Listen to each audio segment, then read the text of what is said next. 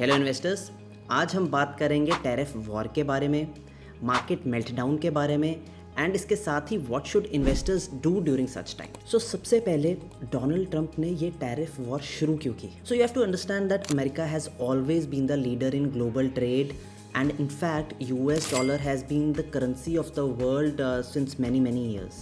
But जो major problem इस time पे US में है is that US economy पे currently has a huge debt right now and the interest payments of the debt are even higher than the GDP growth of their country. And apart from that, they have lost a lot of manufacturing in the past and the rich is getting richer and the middle class is not doing really well there. And now Mr. Trump thinks that to improve the condition of the US economy, he needs to give a push towards manufacturing in USA. उससे होगा क्या?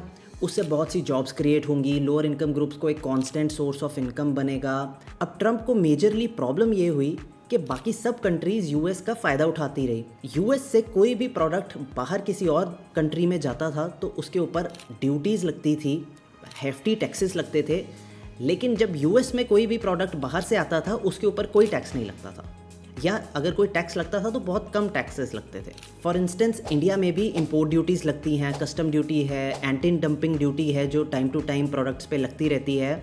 इसके अलावा car imports पे India पे बहुत hefty tax लगता है which has in fact made importing a car impossible for Indian consumers. In my opinion ये मूव कुछ हद तक डेफिनेटली बेनिफिट करेगा यूएस को मैन्युफैक्चरिंग वापस लाने में, but it is not going to be a sustainable for some of the industries to manufacture in US. For instance, textile industries जो कि एक बहुत लेबर इंटेंसिव इंडस्ट्री है। अब जैसे मैंने बात करी कि ये इम्पोर्ट ड्यूटीज़ हर कंट्री अपनी अपनी डोमेस्टिक मैन्युफैक्चरिंग को पुश करने के लिए लगाती रहती है, तो मार्केट को किस चीज़ का डर है जो इतना बड़ा फॉल आ रहा है? उसका मेजर रीज़न ये है क्योंकि इम्पोर्ट्स अभी भी होंगे बट उसकी कॉस्ट बढ़ जाएगी और वो कॉस्ट कंज्यूमर्स बेयर करेंगे which ultimately will lead to higher inflation. Now US imports 90% of consumer electronics.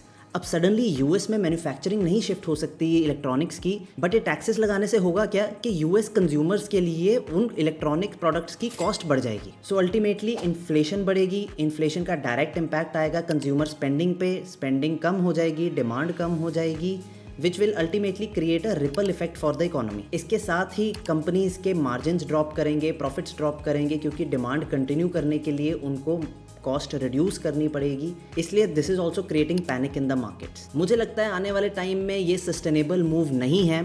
बहुत से चेंजेस होंगे, बायलैटरल एग्रीमेंट्स आएंगे, न्यू ट्रेड पैक्ट्स होंगे, ट्रेड टॉक्स होंगी एंड मार्केट्स के लिए बहुत ही न्यूज़ ड्रिवन मार्केट रहेगी आने वाले 3 से 4 महीनों में। बट इंडियन कॉन्टेक्स्ट में बात करूं तो मुझे ये टैरिफ न्यूट्रल टू पॉजिटिव लगता है, बट मार्केट्स में कोलैटरल डैमेज तो ज़रूर होगा, बट मुझे लगता है कि लॉन्ग टर्म में इंडिया को ज़्यादा इम्पैक्ट नहीं आएगा टैरिफ्स का। As we all know, India has never been recognised as a manufacturing hub. India हमेशा से आईटी एक्सपोर्ट्स के लिए जाना जाता है and manufacturing in India is at a very niche stage, very initial stage. कुछ इंडस्ट्रीज लाइक इलेक्ट्रॉनिक्स तो बहुत ही इनिशियल स्टेजेस पे हैं इंडिया में। अब चाइना एंड वियतनाम जैसी कंट्रीज पे हायर टैरिफ्स लगे हैं तो इंडिया के पास अपॉर्चुनिटी है अपने ईएमएस सेक्टर को एक्सपैंड करने की।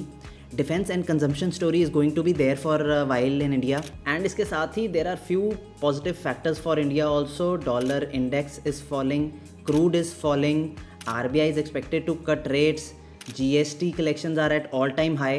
So I really believe this could create an opportunity for India in the longer run. Now the point comes, what should investors do at this point of time?